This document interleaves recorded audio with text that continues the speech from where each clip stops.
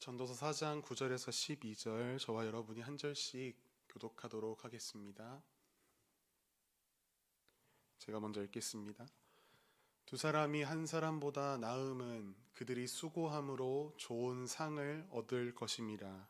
혹시 그들이 넘어지며 하나가 그 동물을 붙들어 일으키려니와 홀로 있어 넘어지고 붙들어 일으킬 자가 없는 자에게는 화가 있으리라. 또 두 사람이 함께 누우면 따뜻하거니와 한 사람이면 어찌 따뜻하랴.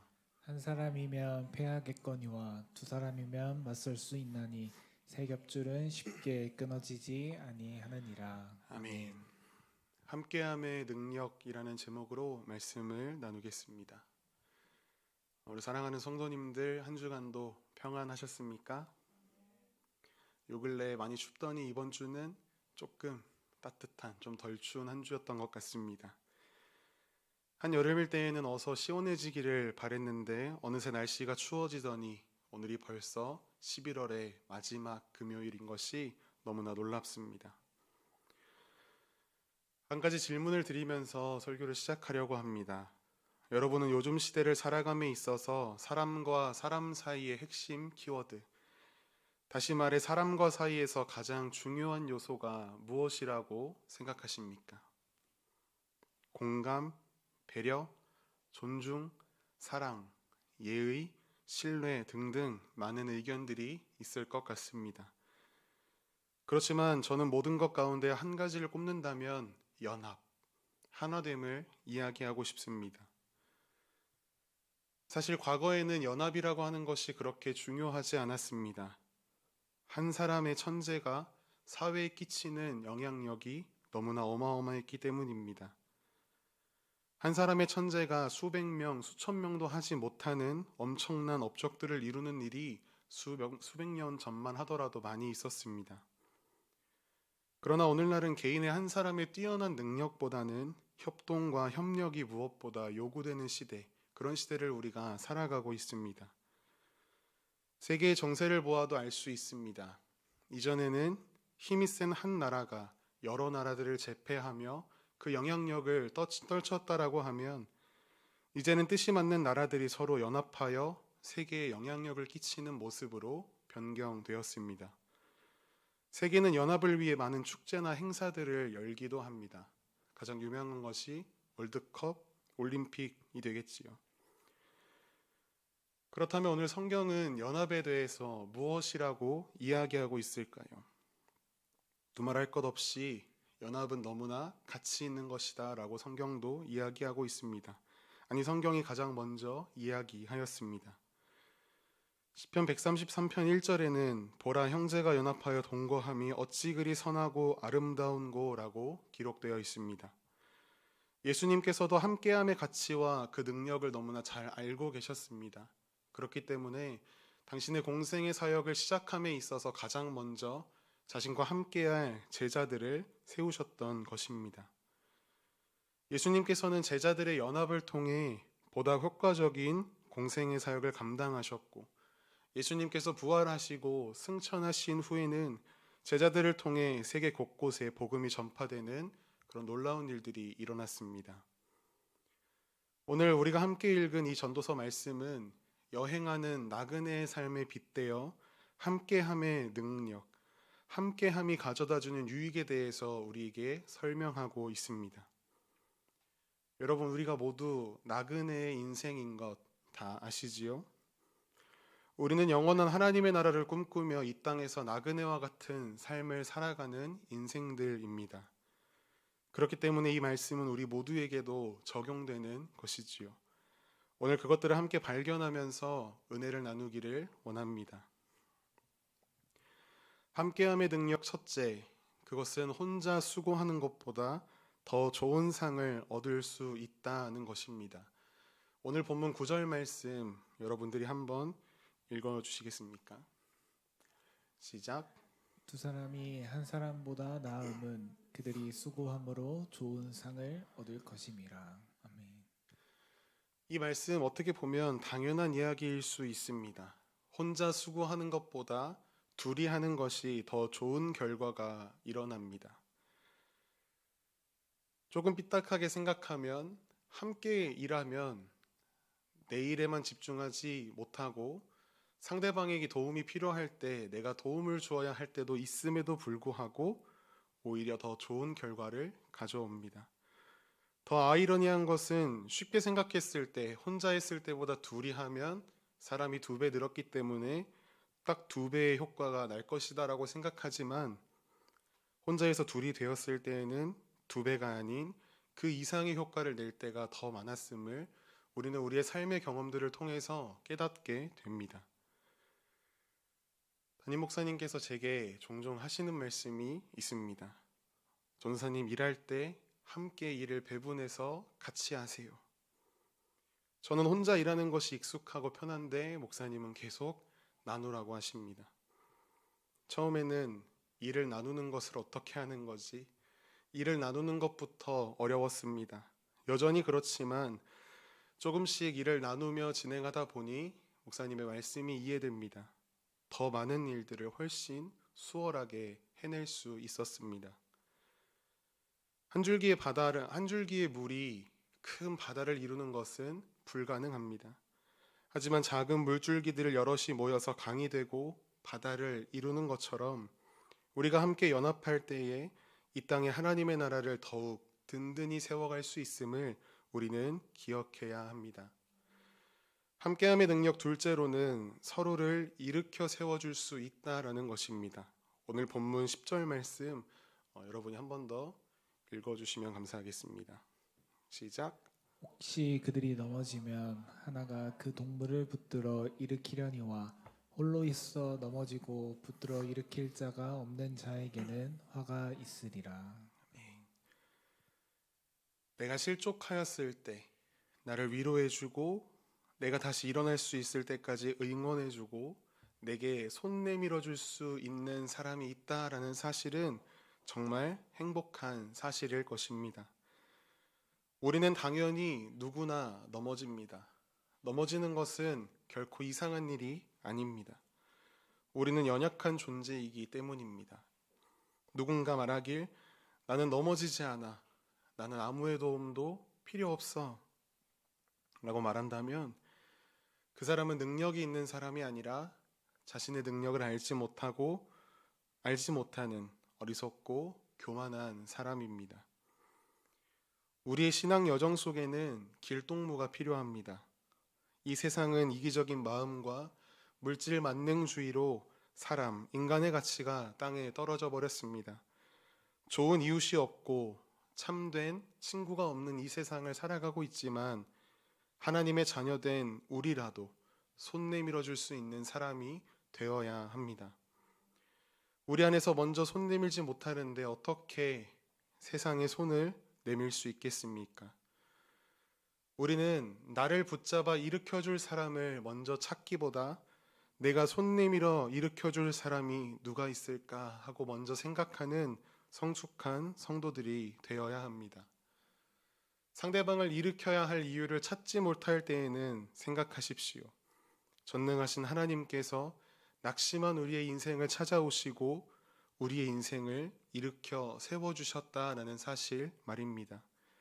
그 사실을 기억할 때에 우리는 손 내밀어 내 옆에 지체 그 사람이 누가 됐던 그를 잡아 일으켜 세워줄 수 있습니다. 마지막으로 함께하는 능력 세 번째, 그것은 서로에게 온기가 되어줄 수 있다라는 것입니다. 오늘 본문 11절 말씀도 여러분이 읽어주십시오. 시작.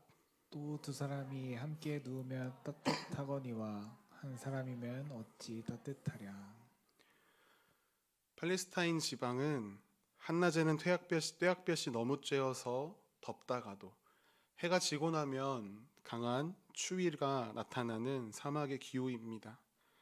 특별히 유목을 생업으로 하는 이스라엘 사람들에게 이런 사막 기후는 매우 견디기 어려운 환경이었을 것입니다.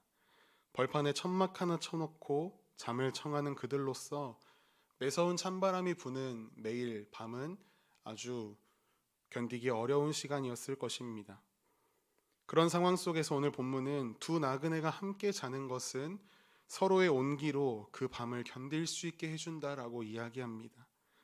더불어 살아가는 삶의 유익을 우리에게 이해하기 쉽도록 오늘 본문은 우리에게 설명하고 있습니다.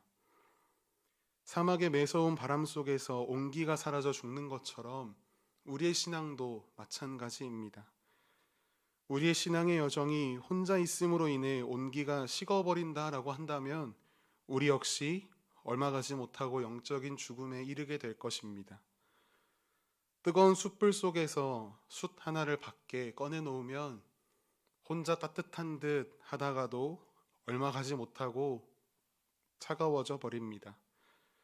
숯들이 함께 모여 있을 때 서로의 열기를 통해 더 뜨거운 열기를 내뿜게 되는 것처럼 우리 또한 연합을 통해 서로에게 온기가 되어주며 더 나아가 이 세상 속에 예수 그리스도의 그 따뜻한 사랑, 그 온기를 전해줄 수 있는 성도가 되어야 합니다. 우리가 10월부터 12월까지 기도의 자리를 회복하자라는 주제로 이 금요 저녁 기도 시간을 채워가고 있습니다. 10월에는 혼자라도 기도의 자리에 나가자. 그리고 이번 달에는 둘이서라도 함께 해보자입니다.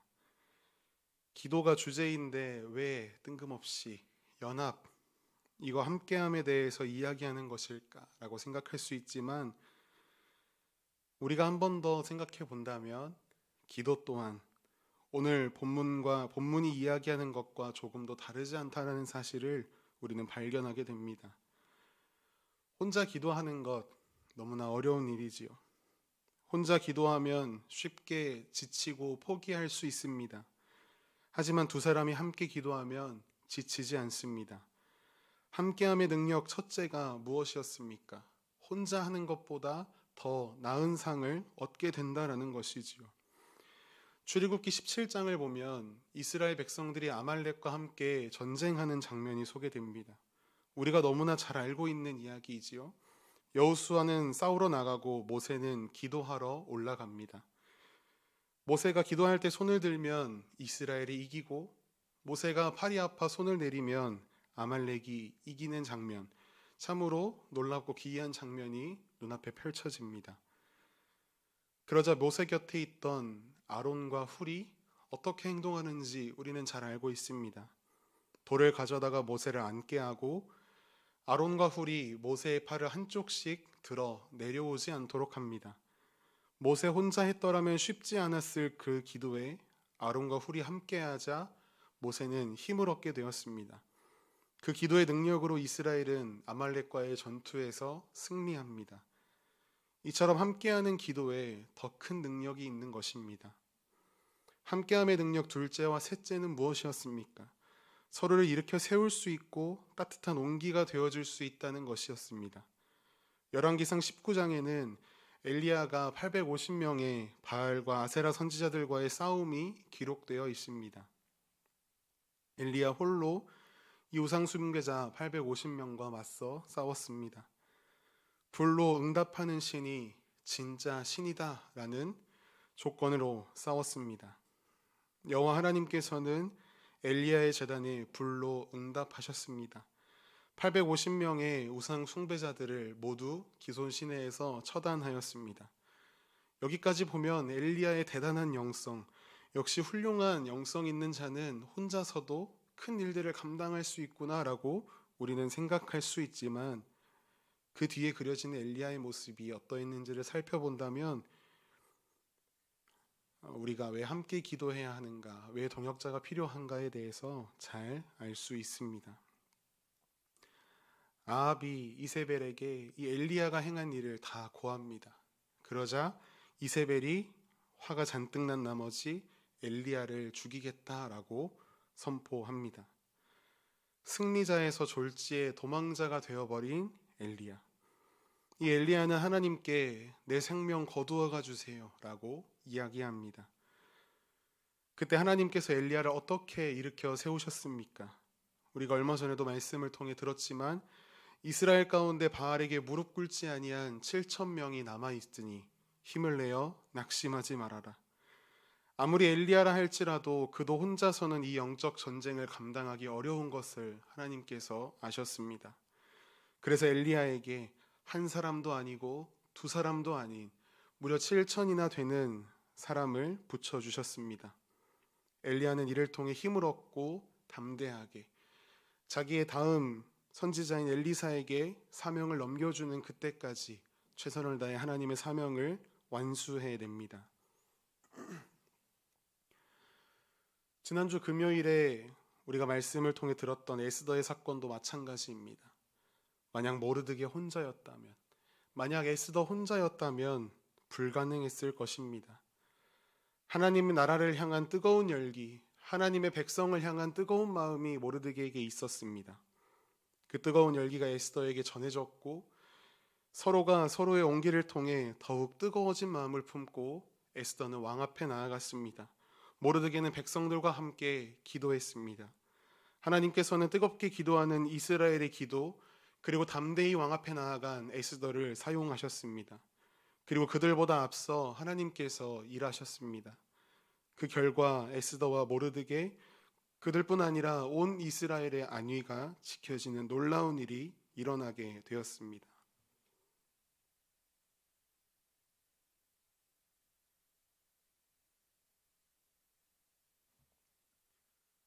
오늘 본문은 이렇게 이야기합니다. 한 사람이면 패하겠거니와 두 사람이면 맞설 수 있나니. 이처럼 함께하는 기도에는 큰 능력이 있습니다. 오늘 본문 마지막 절에 말하기를 새 겹줄은 쉽게 끊어지지 아니하리라 증거합니다. 새 겹줄은 단단해서 어지간하면 끊어지지 않는다고 합니다. 그런데 그 줄을 더 단단하게 하는 것은 그 재료가 어떤 것이냐에 따라 달라지겠지요. 세상의 조건들로 새 겹줄을 맨다면 얼마 가지 못해 끊어질 것입니다. 하지만 기도라고 하는 밧줄로 새 겹줄을 만들어 묶는다면 결코 절대 끊어지지 않습니다. 이처럼 기도에는 능력이 있습니다. 더 나아가 함께하는 기도에는 더 큰 능력이 있습니다. 이 세상을 살아가는 성도의 관점에서 세상을 이야기할 때 우리는 하루하루가 영적 전쟁과 같다고 이야기하지요. 전쟁이란 결코 혼자 할 수 없습니다. 서로가 서로를 신뢰하고 믿고 의지하지 않는다면 결코 승리할 수 없는 팀플레이가 바로 영적 전쟁입니다. 함께 하나 되어 기도하고 함께 서로를 위해 기도할 때에 우리는 이 세상 속에 맡겨진 영적 전쟁을 잘 감당하는 군사로 나아갈 수 있을 것입니다. 함께하는 기도에는 능력이 있습니다. 함께하는 기도에는 능력이 있습니다. 오늘 우리가 함께 모인 이 자리가 그 기도의 놀라운 능력을 경험하는 귀한 자리가 되기를 간절히 소망합니다. 함께 찬양하기 원합니다.